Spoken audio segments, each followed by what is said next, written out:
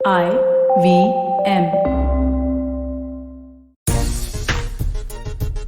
मैदान पर हाथ मिलाया, ड्रेसिंग रूम में गले मिले और कुछ इसी तरह की इमोशनल तस्वीरों के साथ रवि शास्त्री और कप्तान विराट कोहली की साझेदारी का अंत हो गया। ये जुगलबंदी अब आपको क्रिकेट के मैदान पर नजर नहीं आएगी। हालांकि जीत के साथ भारतीय टीम ने वर्ल्ड कप का सफर तो खत्म किया, लेकिन कई सवाल और कई मलाल के साथ भारतीय टीम हिंदुस्तान वापस लौटेगी। नमस्कार, खेल नीति पर आपका स्वागत है।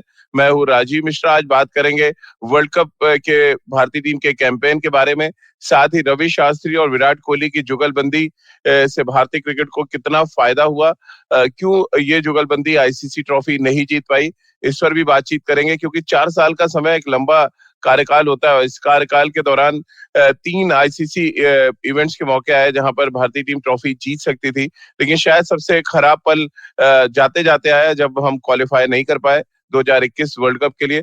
और ये सवाल जो है हमेशा कोच और कप्तान के जहन में रहेगा। हालांकि विराट टीम का हिस्सा रहेंगे। विराट ने अभी T20 की कप्तानी छोड़ी है। वनडे के वो हमारे कप्तान है और टेस्ट क्रिकेट के वो हमारे कप्तान है। अब सवाल ये भी खड़े हो रहे हैं कि क्या अब सिलेक्टर्स एक बड़ा कदम उठाएंगे और विराट कोहली को वनडे क्रिकेट से भी कप्तानी के से हटने के लिए बोलेंगे। और ये सवाल इस समय हवा में बहुत तेजी के साथ आगे बढ़ रहा है। इन सभी मुद्दों पे बातचीत करेंगे। सभा भाई हमारे साथ हैं। सभा भाई, गुड मॉर्निंग। टैलेंट हंट तो आप कर रहे हैं और मुझे लग रहा है टैलेंट हंट के साथ साथ अब आपको एक हंट ये भी करना है कि अगला व्हाइट बॉल क्रिकेट का कप्तान कौन होना चाहिए। यानी कि वनडे क्रिकेट में भी क्या स्प्लिट कैप्टनसी होगी, इस पर तो आगे बात करेंगे। लेकिन सबसे पहला सवाल तो जहन में यही आता है कि जो एक एरा हमने देखा 4 साल का, जहां पे टेस्ट क्रिकेट में हमने तमाम उपलब्धियां हासिल की, वनडे सीरीज में हमने बहुत अच्छी क्रिकेट खेली, बायलैटरल सीरीज में, लेकिन आईसीसी ट्रॉफीज में अंत जिस तरह का हुआ उसकी उम्मीद हम सबने नहीं की थी। हाँ राजीव, गुड मॉर्निंग। अगर हम लेगेसी की बात करें राजीव, तो इस जोड़ी ने टेस्ट क्रिकेट में एक शानदार लेगेसी ये छोड़कर जा रहे हैं।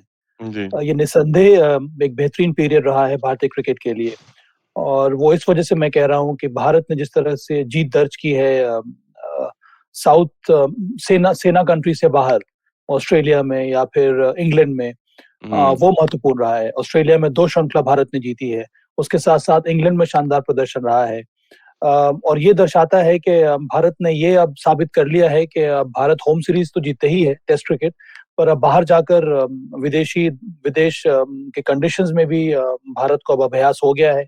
वहाँ के कंडीशंस में एक्लिमेटाइज कैसे किया जाता है, किस तरह से वहां पर आप डोमिनेट कर सकते हैं, ये सारी चीजें नजर आई हैं भारत के टेस्ट क्रिकेट में। पर जैसे कि आपने कहा कि व्हाइट बॉल क्रिकेट में बहुत कुछ अचीव करना था जो भारत कर नहीं पाया। तो हाँ, लेगेसी छोड़ी है रवि शास्त्री, विराट कोहली ने, वो है टेस्ट क्रिकेट की। इसी को भारत को और आगे बढ़ाना पड़ेगा। पर व्हाइट बॉल क्रिकेट में मुझे लगता है कि जो अचीवमेंट होना चाहिए था, जितना प्रोग्रेस देखना चाहिए था, वो देखने को मिला नहीं। हर्ष जैन का एक सवाल है और उनका ये कहना है सभा भाई कि उनको लगता है कि व्हाइट बॉल क्रिकेट में विराट शायद ही कैप्टन रह पाए। आपको भी लगता है कि वनडे क्रिकेट में भी स्प्लिट कैप्टनसी हो जाएगी और व्हाइट बॉल अलग, और पूरी तरह से विराट का फोकस टेस्ट क्रिकेट की तरफ सिलेक्टर्स कर देंगे? मेरे विचार में ये जायज होगा राजीव। मेरा भी ये मानना है कि व्हाइट बॉल क्रिकेट और रेड बॉल क्रिकेट बहुत ज्यादा डिमांडिंग हो गया है, और दोनों के सेपरेट कंपार्टमेंट्स हैं। इसकी तैयारी अलग होती है, इसमें सोच अलग होनी चाहिए, इसमें आपको अलग प्रकार की टीम बनानी होती है। उसके लिए फिर आपको एक फ्रेश सेट ऑफ माइंड चाहिए होता है। इसीलिए बहुत जरूरी है कि यहाँ पर वो सेपरेशन हो जाए। व्हाइट बॉल क्रिकेट में एक कप्तान होना चाहिए और रेड बॉल क्रिकेट में कोई और कप्तान होना चाहिए। टेस्ट क्रिकेट के सबसे बड़े एक्सपोनेंट, सबसे बड़े जो स्पोक्स पर्सन इस समय अगर कोई है अंतर्राष्ट्रीय क्रिकेट में, तो वो है विराट कोहली। एक कप्तान के रूप में भी, एक खिलाड़ी के रूप में भी। तो मुझे लगता है कि रेड बॉल क्रिकेट मतलब है कि टेस्ट मैचेस में विराट कोहली को जरूर कप्तानी करती रहनी चाहिए। पर व्हाइट बॉल क्रिकेट में अब समय आ गया है कि एक नया कप्तान चुना जाए, जो आने वाले समय में भारत को और आगे लेकर जाए। नामीबिया के खिलाफ मैच में सबका इंटरेस्ट इस बात को लेकर ही था कि विराट क्या कुछ एक्सप्रेस करते हैं सभा भाई, और जो कुछ उन्होंने एक्सप्रेस किया उसमें सबसे ज्यादा जो बड़ी खबर निकल कर आई कि ऑलमोस्ट डिक्लेयर कर दिया विराट ने कि रोहित शर्मा अगले कप्तान होंगे और उनके नेतृत्व में टीम आगे बढ़ेगी और अच्छा करेगी। क्या ये एक झुंझलाहट का हिस्सा था कि कहीं ना कहीं रोहित की वजह से लगातार प्रेशर उन पे बढ़ रहा था, या एक अच्छा जेस्चर आप देख रहे हैं कि चलिए उनको पता है कि नेक्स्ट, भले ही सिलेक्टर्स ने अनाउंस नहीं किया, बट विराट को ये लगता है कि अगला कप्तान रोहित होगा? हाँ, ये उनकी सोच जरूर हो सकती है राजीव, के जी। आने वाले समय में जो सही जो अगर कोई कप्तान बनना चाहिए वो है रोहित शर्मा। पर ये हम्म। सिर्फ उनके उनका ये अप्रोच है इस तरह का। और ये मुझे लगता है कि विराट ने नोटिस किया है जिस तरह से रोहित शर्मा ने इज्जत कमाई है भारतीय ड्रेसिंग रूम में। अब हम्म। वो मल्टी फॉर्मेट खेल रहे हैं, एक समय वो टेस्ट मैचेस नहीं खेल रहे थे, पर अब वो टेस्ट मैचेस भी खेलते हैं, वनडे भी खेलते हैं, T20 भी खेलते हैं, तो उनकी जगह पक्की हो गई है अब टीम में। और मुझे लगता है कि एक वाइस कप्तान के रूप में उनका कंट्रीब्यूशन काफी अच्छा रह रहा होगा। हम्म। वो टीम मैनेजमेंट में जो मीटिंग्स होती हैं, जो स्ट्रेटेजाइजिंग होती है, इन सब चीजों को देखकर ही उन्होंने, विराट कोहली ने इस तरह की बात की है। अपनी जो सोच है उसको उन्होंने व्यक्त किया है। पर अंत में ये निर्णय जो है वो चयनकर्ताओं और बीसीसीआई को ही लेना होगा कि आने वाले समय में आप किस प्रकार के विजन के साथ मैदान में उतरना चाह रहे हैं। क्या हम्म। आपको शॉर्ट टर्म प्लानिंग चाहिए? अगर आपको शॉर्ट टर्म विजन है इस वक्त, एक लॉन्ग टर्म प्लानिंग होती है, एक शॉर्ट टर्म प्लानिंग होती है। अगर शॉर्ट टर्म प्लानिंग है तो फिर आप आने वाले 2 साल में देख रहे हैं, क्योंकि 2 विश्व कप होने वाला है। अगर आप लॉन्ग टर्म के बारे में सोच रहे हैं तो फिर आपके पास और एक दो कंटेंडर्स हैं जो सामने आ सकते हैं। हम्म। आपके लिए बड़ा अच्छा सवाल है। यहाँ पर हर्ष जैन का, उनका ये कहना है कि सेलेक्टर्स को अगर आगे की तरफ देखना है तो रोहित शर्मा ऑप्शन नहीं होना चाहिए। क्या आपको भी ये लग रहा है सब भाई, कि अगर हम रोहित शर्मा को कप्तान बनाते हैं तो 2 साल पीछे चले जाएंगे? नहीं, मुझे लगता नहीं है कि भारतीय क्रिकेट जो है वो 2 साल पीछे चला जाएगा अगर आप रोहित शर्मा को जी। कप्तान बना रहे हैं तो। क्योंकि कप्तान बनाने के पीछे आपका लक्ष्य क्या है ये जानना बहुत जरूरी है। हाँ। भारत क्या किस किस विचारधारा के साथ आगे बढ़ना चाह रहा है? अगर उस विचारधारा में उनको लगता है कि रोहित शर्मा फिट बैठ रहे हैं, अगर वो फिट हैं, अगर वो टीम को लीड कर सकते हैं, टीम को वर्ल्ड कप जो कैंपेन होने वाला है दो आने वाले साल में, ये दोनों भारत जीत सकता है उनके हम्म। कप्तानी में, तो फिर उनको कप्तानी दी जा सकती है। देखिए, यहाँ पर ये चॉइस मेरे विचार से काफी सरल होना चाहिए। जी। आपके पास इस समय मुझे लग रहा है सिर्फ दो कंटेंडर्स हैं, एक है रोहित शर्मा और दूसरे हैं KL राहुल। भारतीय चयनकर्ताओं को या फिर बीसीसीआई को ये सोचना होगा कि अ, कप्तानी कप्तान बनने के बाद या एज अ कैप्टन ये दोनों खिलाड़ी का प्रदर्शन एक बल्लेबाज के रूप में क्या होता है, यही यही चयनकर्ताओं को इवैल्यूएट करना, और ये बहुत ज्यादा सरल है। चाहे वो हम्म। आप, और पिछले में जब भी रोहित शर्मा ने कप्तानी की है, चाहे वो आईपीएल में हो या फिर एक या दो बार जो उनको मौका मिला है भारतीय टीम को कप्तानी करने के लिए जब विराट कोहली इंजर्ड हुए हैं, सिर्फ यही देखना है। केएल जी। राहुल ने भी आईपीएल में कप्तानी की है पिछले 2 साल से पंजाब किंग्स के लिए। रोहित शर्मा कितने सालों से कप्तानी करते आ रहे हैं। सिर्फ चयनकर्ताओं को यही असेस करना है कि एक कप्तान के रूप में बल्लेबाजी में उनका क्या प्रदर्शन होता है, क्या प्रदर्शन रहा है। तो अगर ये अगर आप बेंचमार्क बना लेंगे तो फिर चूज करना काफी आसान हो जाएगा चयनकर्ताओं को। पृथ्वी जी का एक सवाल है आपके लिए कि सभा जी, अगर शास्त्री, रोहित, भारत, अरुण तीनों ने एक बात कॉमन सी कही कि प्लेयर्स के पास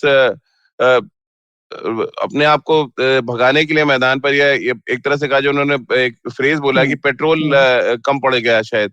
एक्चुअली उनका कहना था कि वर्ल्ड कप जैसे टूर्नामेंट्स के लिए जो है फ्रेशनेस बहुत रिक्वायर्ड होती है, और मेंटल टफनेस जो शायद जिसकी कमी थी इस टीम में। हाँ, मैं मान रहा हूँ कि ये कारण हो सकता है, पर यही तो टीम मैनेजमेंट का कर्तव्य है कि आप मानसिक रूप से खिलाड़ियों को तगड़ा रखें बड़े मैचेस के लिए। हम्म। और इसी प्रकार की आपको तैयारी करनी होगी। यही यही लाभ होता है जब आप कम्युनिकेट कर रहे हैं चयनकर्ताओं के साथ। क्या अगर टीम मैनेजमेंट को ये लग रहा था तो क्या उनकी सोच अलग नहीं हो सकती थी कि भाई अगर ये हालत है तो क्या मैं नए खिलाड़ी को ला सकता हूँ वो फ्रेश ब्लड हम्म। को इन्फ्यूज करने के लिए? पेट्रोल जो हर जो पृथ्वी ने बात की है, वो एक नए खिलाड़ियों की तरफ से आ सकती थी। तो क्या हम लोगों ने वहां पर गलती कर दी? क्या कम्युनिकेशन हो नहीं पाया? क्या चयनकर्ता और टीम मैनेजमेंट ये समझ नहीं पाए कि इस समय खिलाड़ी जो हैं बहुत ज्यादा थक गए हैं, या बहुत ज्यादा वो बबल फटीग हो गया है उनको? तो तो वर्ल्ड कप का कैंपेन जो है वो कोई लोकल टूर्नामेंट नहीं है। इसके जी। पीछे बहुत बहुत ज्यादा आपको सोच विचार करना होता है और सही खिलाड़ी को चुनना होता है जो हमेशा फ्रेश रहें बड़े मैचेस के लिए, जो इस बार देखने को नहीं मिला। जी। एक और सवाल है सवा भाई आपके लिए, और ये सवाल है कि राहुल द्रविड़ के लिए उनका सवाल है कि एरिया ऑफ फोकस नए कोच के लिए क्या होना चाहिए आईसीसी ट्रॉफी जीतने के अलावा? अ, कसार साहब का ये ये सवाल बहुत है। बड़ी चुनौती है राहुल द्रविड़ के लिए जी। कि उनकी वो क्या प्लान कर कर ये असाइनमेंट को ले रहे हैं, उनका जी। लक्ष्य क्या है, उनका गोल क्या है। पर जैसा कि मैंने इसके पहले बयान किया था कि राहुल द्रविड़ का भी जो इमीडिएट लक्ष्य तो यही होगा कि वो जो विश्व कप होने वाला है 2022 में ऑस्ट्रेलिया में, T20 विश्व कप, वो भारत जीते। उसके बाद 2023 में विश्व कप है। तो मुझे लगता है कि राहुल द्रविड़ जिस तरह की प्लानिंग करते हैं, जिस तरह के सिस्टम पे विश्वास रखते हैं, जिस तरह के प्रोसेस बनाते हैं, इस समय उनका ध्यान यहीं पर होगा कि मेरे इमीडिएट गोल्स तो यही हैं कि मुझे वर्ल्ड कप T20 जीतना है नेक्स्ट ईयर ऑस्ट्रेलिया में। उसके साथ साथ आईसीसी टेस्ट चैंपियनशिप का जो नया साइकिल वो शुरू हो रहा है न्यूजीलैंड होम सीरीज के साथ, हम्म। वहां पर इन दो चीजों पर आपको ध्यान देना होगा। अगर आप की T20 क्रिकेट की तैयारी, T20 विश्व कप की तैयारी अगर आप अब इस बार यहीं से शुरू कर लेते हैं जो होम सीरीज होने वाली है, तब मुझे लगता है कि भारत का जो कैंपेन हो सही तरीके से शुरू हो जाएगा। और इसके लिए जी। बहुत जरूरी है कि राहुल द्रविड़ अपनी टीम के साथ एक नए सोच के साथ मैदान में उतरे और और शानदार तरीके से तैयारी करें, ठीक तरह से पेस करें अपने प्लेयर्स को, वर्कलोड मैनेजमेंट पर ध्यान दें। जो अंतर्राष्ट्रीय क्रिकेट में, जो T20 क्रिकेट में जो नए नए परिवर्तन हो रहे हैं, क्योंकि ये बहुत ज्यादा रैपिडली चेंजिंग एनवायरनमेंट है T20 क्रिकेट का, उसके हम्म। बारे में जानकारी आपको मिलती रहनी चाहिए। तभी मुझे लगता है कि तैयारी सही होगी और तभी उस प्रकार की कम्युनिकेशन के साथ वो आगे बढ़ेंगे विश्व कप के लिए। तो इन सब चीजों पर ध्यान देना होगा राहुल द्रविड़ और उनकी टीम को। तो चलिए एक नए युग की शुरुआत हो जाएगी न्यूजीलैंड के साथ जो सीरीज होनी है उसके साथ, उस पर आगे बातचीत करेंगे। और भी बहुत ढेर सारे सवाल आ रहे हैं इस समय, नई जो कोच आएंगे, नया कॉम्बिनेशन आएगा, उस पर भी आगे बातचीत करेंगे। एक छोटा सा ब्रेक ले लेते हैं, ब्रेक के बाद तुरंत हाजिर होते हैं। Have you ever wondered where the business world is headed? How the ways in which we create, market, and sell to consumers will evolve? Or if we'll ever go back to wearing pants while working? For answers to all of this and more, tune into Advertising is Dead with me, Varun Dugirala. Every Tuesday, as I talk to entrepreneurs, leaders, and change makers from across business, media, marketing, and beyond. You can catch all episodes of Advertising is Dead on the IBM Podcast website, app, or wherever you get your podcast from. Break के बाद एक बार फिर आपका स्वागत है। एक हमेशा कहते हैं ना, समय के साथ बहुत कुछ बदलता है। 4 साल पहले अगर हम जाएं तो रवि शास्त्री और विराट कोहली के युग की शुरुआत हुई। अब T20 वर्ल्ड कप भारत के लिए खत्म हो चुका है और यहाँ से एक नई शुरुआत की हम बात कर रहे हैं। अब राहुल द्रविड़ और हो सकता है रोहित शर्मा, जो अभी तक कयास लगाया जा रहा है कि एक नई जोड़ी आएगी मैदान पर। क्या ये एक्स फैक्टर इसको माना जाए? दोनों एक तरह के कैरेक्टर हैं सभा भाई, और अगर रोहित को कप्तान बनाया जाता है तो एक अच्छा कॉम्बो हो सकता है ये। हाँ, ये बड़ा ही मुझे लगता है कि सुलझा हुआ कॉम्बो हो सकता है। हाँ जी। क्योंकि दोनों की जो पर्सनालिटी है, मुझे लगता है दोनों ही शांत स्वभाव के मालिक हैं। दोनों बहुत ज्यादा पेशेंट हैं, दोनों में वो टॉलरेंस है। जिस तरह से रोहित शर्मा भी अपने आप को कंडक्ट करते हैं फील्ड में, एक मुंबई इंडियंस से कप्तानी जब जब उन्होंने की है, लगता है कि सभी खिलाड़ियों की रिस्पेक्ट उनके साथ रहती है। उनको पता है कि कौन से खिलाड़ी को किस तरह से मोटिवेट करना है। तो कई सारी शानदार क्वालिटीज हैं रोहित शर्मा के पास। राहुल द्रविड़ के पास बहुत ज्यादा अनुभव है। चलिए, पहली बार वो नेशनल टीम की कोचिंग करेंगे, पर ये जो सभी खिलाड़ी जो इस समय भारतीय टीम में हैं, वो सब राहुल द्रविड़ के अंडर खेल चुके हैं, चाहे वो इंडिया ए में हो या फिर अंडर 19 में हो। तो उनको पता है कि कौन से खिलाड़ी को किस तरह से मोटिवेट करना है, कहाँ पर उनके साथ काम काम करना है।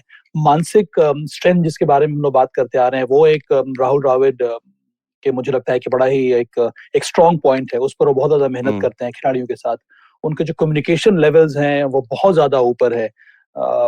हमेशा अवेलेबल रहते हैं खिलाड़ियों के लिए, उनको पता है कब किससे क्या क्या बातें करनी है। तो ये बहुत सारी क्वालिटीज हैं। मुझे लगता है कि हाँ, ये बड़ा ही शानदार कॉम्बिनेशन रहेगा राहुल द्रविड़ और रोहित शर्मा को, जो भारतीय क्रिकेट को और आगे लेकर जा सकता है। हर्ष जैन और अविनाश कुमार चौधरी का सवाल लगभग एक जैसा है। दोनों का सवाल ले लेते हैं सभा भाई। एक हर्ष जैन का सवाल यह है कि जिस तरह की गेंदबाजी अश्विन ने की नामीबिया और दूसरी टीमों के अगेंस्ट, क्या वर्ल्ड कप 2023 के लिए वो बड़े दावेदार हैं? और अविनाश कुमार चौधरी का सवाल है कि आर अश्विन जो है व्हाइट बॉल क्रिकेट में पहले स्पिनर के तौर पे चॉइस क्यों नहीं होते? वो चॉइस नहीं थे क्योंकि बीच में जो दूसरे स्पिनर जो खेल रहे थे भारतीय टीम में उनका प्रदर्शन काफी अच्छा था। अब इस समय चलिए हम लोग ये भी बात कर रहे हैं कि इतने सालों के बाद 2016 के बाद, ये 2017 चैंपियंस ट्रॉफी के बाद ये रविंद्र जडेजा और आर अश्विन की जोड़ी एक बार फिर से मैदान में देखने को मिली। पर वो जो 2017 में जोड़ी जब टूटी थी वो इस वजह से टूटी थी कि दोनों का प्रदर्शन एक गेंदबाज के रूप में अच्छा नहीं था। तो वो एक ऐसा फेज था जहां पर आर अश्विन, आपको याद होगा चैंपियंस ट्रॉफी के फाइनल में क्या हुआ था। चैंपियंस ट्रॉफी के पूरे टूर्नामेंट में प्रदर्शन दोनों ही स्पिनर्स का उतना अच्छा नहीं था, और चूंकि उस समय हमारे पास कोई विकल्प नहीं था, एक एक्स्ट्रा स्पिनर हमारे पास स्क्वाड में नहीं था, इसी वजह से ये दोनों खेलते रहे और वहां पर हमारी बॉलिंग अटैक में वो पेनिट्रेशन नहीं था। तो इन्हीं कारणों की वजह से उन दोनों को बाहर होना पड़ा था। रविंद्र जडेजा ने शानदार वापसी की, उन्होंने बहुत ज्यादा मेहनत किया, टेस्ट क्रिकेट में उनका प्रदर्शन काफी अच्छा रहा है, उसी वहां से उनको कॉन्फिडेंस मिला और फिर उनकी एंट्री हुई व्हाइट बॉल क्रिकेट में। आर अश्विन के साथ भी कुछ ऐसा ही हुआ है। पिछला 2 सीजन जो उनका आईपीएल का गुजरा है, जब वो दिल्ली कैपिटल्स के लिए उन्होंने खेलना शुरू किया, वहां पर शानदार गेंदबाजी उन्होंने की है। एक नयापन वो अपने व्हाइट बॉल क्रिकेट में लेकर आए हैं, ज्यादा मेच्योरिटी के साथ वो गेंदबाजी कर रहे हैं। तो मुझे लगता है और बहुत कुछ सीखने को मिलता है। तो मुझे चयनकर्ता इसी का इंतजार करते हैं कि जो खिलाड़ी बाहर हुआ है टीम से, वो वापस आने के लिए क्या कर रहा है, क्या उसकी गेंदबाजी में या प्रदर्शन में ज्यादा मेच्योरिटी आई है कि नहीं, क्या वो मेंटली और ज्यादा स्ट्रांग हुआ है कि नहीं, क्या उसने अपने और गेंदबाजी में और निखार वो लेकर आया है कि नहीं, और ज्यादा उसके पास ज्यादा वेरिएशंस आए हैं कि नहीं, ज्यादा डिसिप्लिन आया है कि नहीं। तो इन सभी चीजों को देखकर आपकी वापसी होती है भारतीय टीम में, जो कि इस समय आर अश्विन और रविंद्र जडेजा ने किया है। तो मुझे लगता है कि 2023 तो बहुत ज्यादा आगे है। अभी इमीडिएट तो यही होना चाहिए कि व्हाइट बॉल क्रिकेट में चयनकर्ता देखेंगे कि आर अश्विन किस तरह से गेंदबाजी कर रहे हैं। बी अमार का बड़ा इंटरेस्टिंग सवाल है, सबा भाई आपके लिए कह रहे हैं। सबा सर, ये जो पैसा ग्रैब करने की स्ट्रेटजी है बीसीसीआई की, क्या वो कॉस्ट कर गया वर्ल्ड कप? और जिस तरह से हमने टेस्ट मैच फॉरफिट किया इंग्लैंड में, क्योंकि हर कोई शांत है, कोई बोलना नहीं चाहता है, बट क्रिकेट फैंस हर चीज देख रहे हैं और समझ रहे हैं। नहीं, वो बात तो सही है कि क्रिकेट फैंस सब देख रहे हैं और फैंस जो है उन सबको पता है क्या हो रहा है, पर इस बात से मैं सहमत नहीं हूँ। मुझे लगता है कि जो इंग्लैंड में हुआ वो एक बहुत ही अनफॉर्चुनेट इंसिडेंट था, और वहां पर दोनों के क्रिकेट बोर्ड्स ने मिलजुल कर ये फैसला लिया था। तो ये तो अब पुरानी बात हो गई, इस पर चर्चा करने की अब मुझे लगता नहीं कि ज्यादा कुछ आवश्यकता है। देखिए, बहुत जरूरी है कि जो आपके सामने जो मुद्दा है, जो इशू है, जो पॉइंट है, उसको हम लोग एड्रेस करें, और तभी हम आगे बढ़ेंगे। अब T20 विश्व कप में हमारा प्रदर्शन अच्छा नहीं रहा, इसको देखना बहुत जरूरी है। इसके पीछे के कारण में अगर हम लोग टटोलेंगे कि 1 महीना 2 महीना पहले क्या हो गया, आईपीएल हुआ था इस वजह से हम अच्छा नहीं किए, इन सब चीजों से कोई लेना देना नहीं है। मुझे लगता है कि बहुत जरूरी है कि अब जो करंट इश्यू है उसको आप फेस करें, और इसके बारे में कई दिनों से हम लोग चर्चा करते आ रहे हैं कि जो fearless क्रिकेट भारत को खेलनी चाहिए थी, जो ब्रांड ऑफ क्रिकेट भारत को खेलना चाहिए था T20 में, विशेष करके 2 बड़ी टीमों के सामने, वो देखने को नहीं मिला, जिसकी वजह से भारत को बाहर जाना पड़ा। क्या हमारे पास सही प्लेयर्स थे कि नहीं? क्या अगर सही प्लेयर्स थे तो उन्होंने अपने आप को ठीक तरह से जो सही टैलेंट था उसको हम लोगों ने प्रोड्यूस किया कि नहीं किया सही समय पर? तो ये सारी बातें होनी चाहिए और इसका सुझाव ढूंढना चाहिए, तभी हम लोग आगे बढ़ेंगे। सो भाई, मेरे पास ट्विटर पे सवाल आया और बड़ा इंटरेस्टिंग सवाल है कि अजिंक्य रहाणे का नाम हम क्यों भूल जाते हैं, जिन्होंने ऑस्ट्रेलिया में हमें टेस्ट सीरीज जिताई। और व्हाइट बॉल क्रिकेट की बात करें, रिसेंटली वो मुंबई इंडियंस के लिए मुंबई के लिए कैप्टनसी कर रहे हैं, और T20 में सैयद मुश्ताक अली के लिए उनका स्कोर भी भेज दिया है कि 75 रन, 54 रन, 17, 69 और 71 लीडिंग रन स्कोरर हैं सैयद मुश्ताक अली में 2021 में। क्या इनको क्यों नहीं कंसीडर किया जा सकता है? कम से कम एज अ बैट्समैन टीम में अगर हमें एक स्टेबल मिडिल ऑर्डर की जरूरत है T20 क्रिकेट में। जी, मुझे लगता उसका नहीं ही स्कोर उन्होंने भेजा है इस साल का, सैयद मुश्ताक अली का। पर देखिए, बहुत बड़ा, अब अगर अजिंक्य रहाणे अगर वापसी होती भी है तो उनको कहां पर आप खिलाएंगे? अभी ऐसे भी हमारे पास कितने सारे ओपनर्स हैं अपनी टीम में। रोहित शर्मा है, केएल राहुल है, ईशान किशन ओपन कर सकते हैं, नए नए खिलाड़ी कितने सारे आ रहे हैं, ऋतुराज गायकवाड़ है, वेंकटेश अय्यर हैं। तो मुझे लगता है यहाँ पर अजिंक्य रहाणे की इस समय T20 की भारतीय टीम में जगह नहीं बनती है। उनका समय था, वो अब गुजर गया है। और एक और बात फैंस को जानना होगा कि मुश्ताक अली, जो डोमेस्टिक क्रिकेट होता है और जो अंतर्राष्ट्रीय क्रिकेट होता है, वहां पर गेंदबाजी का जो स्टैंडर्ड है उसमें बहुत बड़ा अंतर है। मैं यहाँ पर अभी इस समय लखनऊ आया हुआ हूँ यही मुश्ताक अली देखने के लिए। और साफ साफ झलकता है कि डोमेस्टिक जो क्रिकेट की जो क्वालिटी है, गेंद बॉलर्स की जो क्वालिटी है वो अच्छी जरूर है, पर उसकी तुलना हम लोग अंतर्राष्ट्रीय क्रिकेट से नहीं कर सकते हैं। उसमें अभी समय लगेगा और ये हर एक देश के साथ होता है। तो इसी वजह से देखना ये होता है कि यहाँ पर कौन ऐसा खिलाड़ी है जो बहुत ज्यादा अच्छा कर रहा है, जो रेगुलरली बहुत अच्छा करता आ रहा है, क्या हमारे पास वो नए खिलाड़ी हैं कि नहीं। उस तरह की सोच होनी चाहिए चयनकर्ताओं की। और आईपीएल, इसके बाद एक और जो प्लेटफॉर्म होता है वो आईपीएल में है। आईपीएल होता है, वहां पर अजिंक्य रहाणे को आईपीएल में भी खेलने का मौका नहीं मिलता है अपनी टीमों के लिए। तो फिर इस समय उनके लिए वापस आना भारतीय टीम में बहुत ज्यादा कठिन है। विराट ने, जैसे कि आपसे बात हुई थी सभा भाई की प्रेस कॉन्फ्रेंस में, उन्होंने इनडायरेक्टली रोहित शर्मा का नाम ले लिया, और रवि शास्त्री ने भी अपनी पोस्ट मैच जो प्रेस कॉन्फ्रेंस हुई जहां पे वो आए थे, उन्होंने कहा कि Rohit Sharma is a capable guy, he is the current vice captain, one lots of IPL titles. क्या ये संकेत दे रहे हैं सेलेक्टर्स को कि आप सिर्फ और सिर्फ रोहित शर्मा को ही कप्तान बनाएं? हाँ, एक तरह से हम लोग कह सकते हैं राजीव की ये संकेत है चयनकर्ताओं के लिए और बीसीसीआई के लिए कि इस समय जो आइडियल कैंडिडेट या हाँ जो जो सबसे अच्छा कैंडिडेट होगा कप्तानी का वो है रोहित शर्मा, क्योंकि वो उनका प्रदर्शन काफी अच्छा रह रहा है। उसके साथ साथ सभी खिलाड़ी वो एकजुट होकर खेलते हैं उनके अंडर। मुंबई इंडियंस के साथ कप्तानी करने का उनको अनुभव है, चैंपियनशिप जीतने का अनुभव है, और ये बहुत बड़ी बात होती है कि चैंपियनशिप अगर आप जीते हैं तो वो एक प्रकार का एक्स फैक्टर काम करता है कि दबाव में जब बड़े मैचेस आते हैं तब आपको किस तरह से अपने प्लेयर्स को लीड करना चाहिए, खुद आपको प्रदर्शन किस तरह का होना चाहिए, ये सारी बातों का ध्यान रखना होता है एक कप्तान को चुनने के पहले। पर एक और बात है कि जो पिछले 3 मैचेस में हम लोगों ने रोहित शर्मा की कप्तान जो बल्लेबाजी देखी है, वो खुलकर बैटिंग कर रहे हैं। ऐसा लग रहा है कि उनके ऊपर कोई दबाव नहीं है।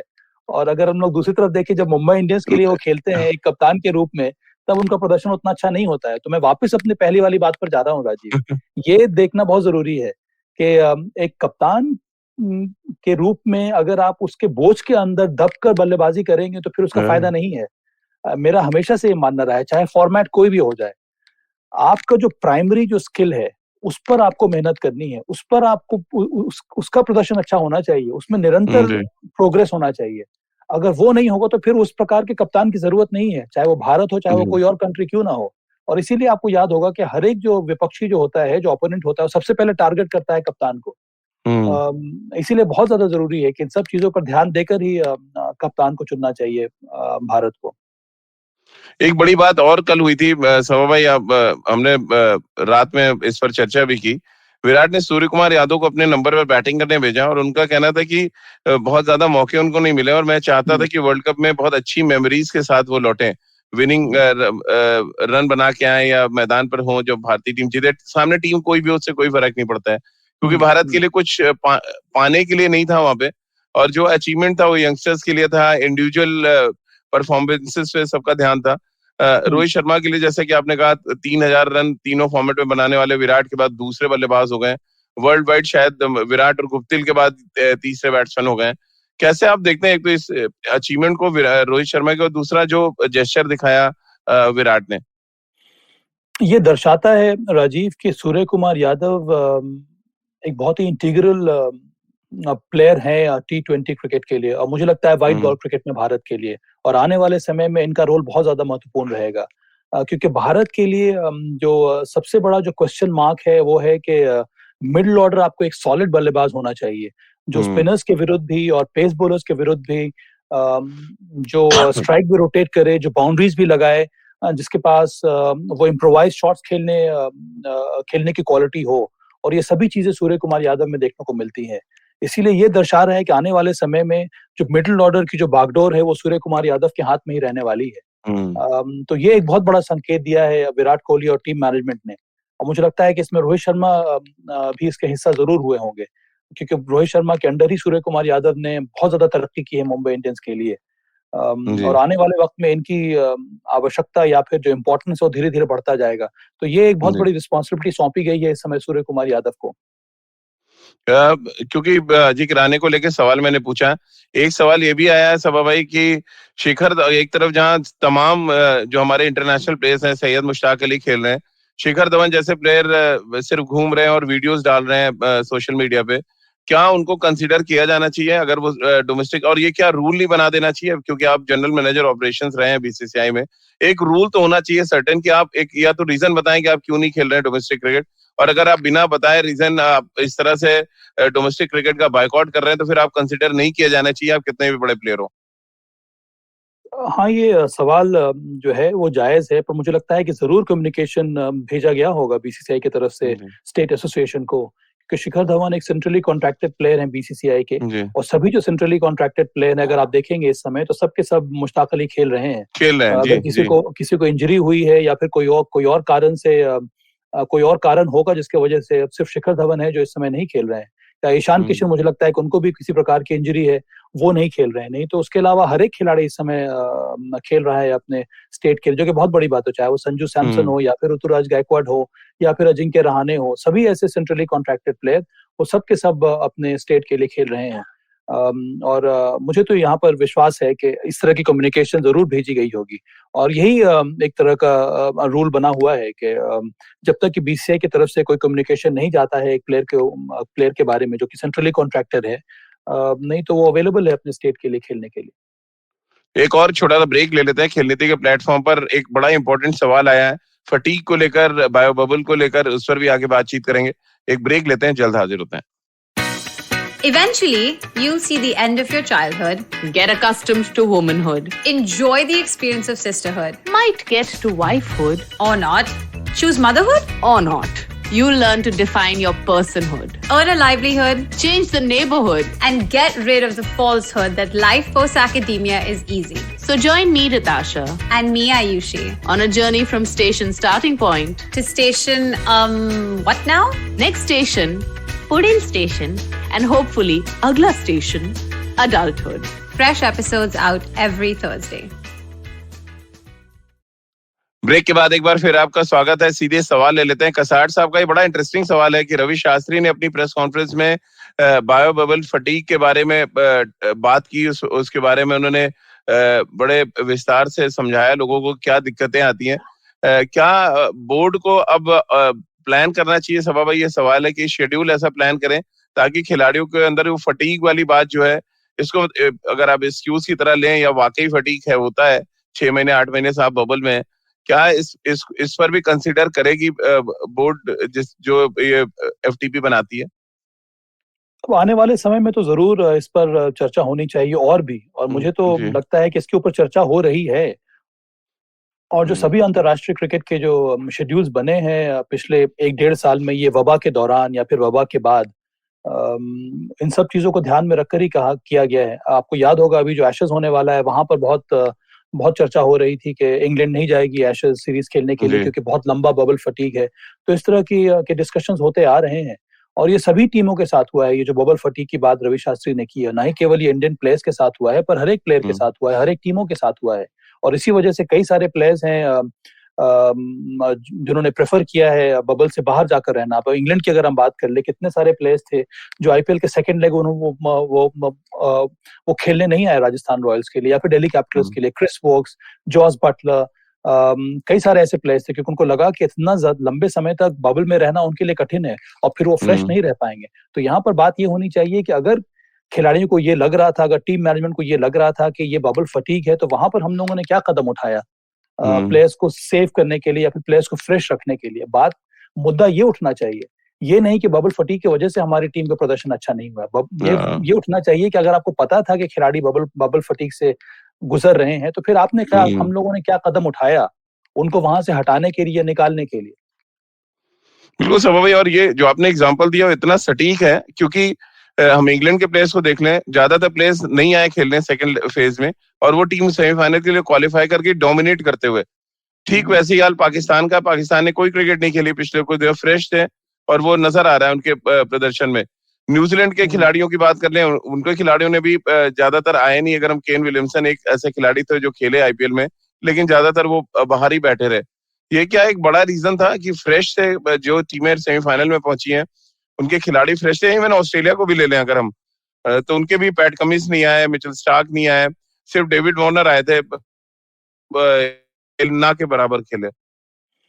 हाँ राजीव, ये बहुत बड़ा कारण है कि एक इम्पोर्टेंट इवेंट के पहले, और आईसीसी का इवेंट सबसे बड़ा इवेंट होता है, उसके लिए आपको एक अलग प्रकार की तीव्रता, एक अलग प्रकार की ऊर्जा की आवश्यकता होती है। वो तभी आपको प्राप्त होगी जब आप फ्रेश माइंड और फ्रेश बॉडी के साथ मैदान में उतरे। और अगर हमारे खिलाड़ी उस तरह के स्थिति में नहीं थे तो फिर ये कारण जरूर है। पर इसी वजह से मुझे ये लगता है कि ये एक तो दो तरह से इसको हम लोग रिजॉल्व कर सकते हैं राजीव। एक तो खुद खिलाड़ी सामने आए और ये बताए कि अब मेरे लिए बहुत हो रहा है, यहाँ से अब मैं आगे नहीं खेल सकता हूँ, मुझे ब्रेक की जरूरत है। वो एक बात होगी। दूसरा, जो क्रिकेट बोर्ड है वो डिसाइड करता है कि भाई मैं अपने खिलाड़ियों को, जो मेरे विश्व कप खेलने वाले जो 15 जो मेंबर्स हैं, उनको मुझे लग रहा है कि ये बबल फटीग से गुजर रहे हैं क्योंकि इनका जो प्रदर्शन है वो डिप कर रहा है। ये जो टीम मैनेजमेंट है जो चयन करता है, या जो बीसीसीआई के जो अधिकारी हैं वो डिसाइड करते हैं कि भाई मुझे लग रहा है कि ये मेरे इंपॉर्टेंट प्लेयर है, पर इसका जो परफॉर्मेंस है पिछले कुछ दिनों में, जो एक्सपेक्टेड जो हम लोग देख रहे थे वो देखने को नहीं मिल रहा है, और इसका कारण है बबल फटीग। तो बहुत जरूरी है इनको हम लोग थोड़ा ब्रेक दे दें और ज्यादा मैचेस हम ना खिलाएं ताकि वो फिट रहें एक बड़े इवेंट के लिए। पर उस तरह की कम्युनिकेशन वो देखने को मिला नहीं है अभी तक। चलिए सभा भाई, बहुत बहुत शुक्रिया अब आपका हमारे साथ जुड़ने के लिए। और अच्छी बात यह है कि सभा भाई ने वो एरा भी देखा जब विराट कोहली और रवि शास्त्री ने काम करना एक साथ शुरू किया। 4 साल पूरे उन्होंने बहुत ही बारीकी से देखे, और अब अगले 4 साल हम सब उम्मीद कर रहे हैं कि राहुल द्रविड़ के साथ जो भी कप्तान आएगा उसकी कप्तानी का पूरा एनालिसिस हम करेंगे, और ये एरा क्या कुछ देके जाता है। क्योंकि एक बात तो तय है कि टेस्ट क्रिकेट में विराट कोहली और रवि शास्त्री की जुगलबंदी ने, हालांकि वो टेस्ट मैचेस भले अजिंक्य रहाणे की कप्तानी में हमने जीते, लेकिन सेना देशों में जिस तरह से हमने जाकर वहां पर उनकी जड़ों को हिलाया, उसका श्रेय कहीं ना कहीं इस जोड़ी को जाता है। और हम सभी उम्मीद कर रहे हैं कि व्हाइट बॉल क्रिकेट में अब राहुल द्रविड़ और जो भी नया कप्तान आएगा उसकी जोड़ी कुछ हमें ऐसा करके दिखाएगी जो जिसकी उम्मीद हम कम से कम राहुल द्रविड़ जैसी शख्सियत से कर सकते हैं। बहुत बहुत शुक्रिया सभा भाई, आप भी खेल नीति के साथ जुड़िए, और हर सुबह 9:30 पर खेल नीति के यूट्यूब चैनल और IVM के फेसबुक पेज पर। इसके अलावा आप मुझसे जुड़ सकते हैं, अपने सवाल भेज सकते हैं @राजीव मिश्र मेरा ट्विटर हैंडल है। इसके अलावा खेल नीति का हर एपिसोड आप सुन सकते हैं IVM ऐप पर, IVMpodcast.com पर, गाना, स्पॉटिफाई, सावन, गूगल पॉडकास्ट या अन्य IVM पॉडकास्टिंग नेटवर्क पर। आप सभी का बहुत बहुत शुक्रिया हमारे साथ जुड़ने के लिए।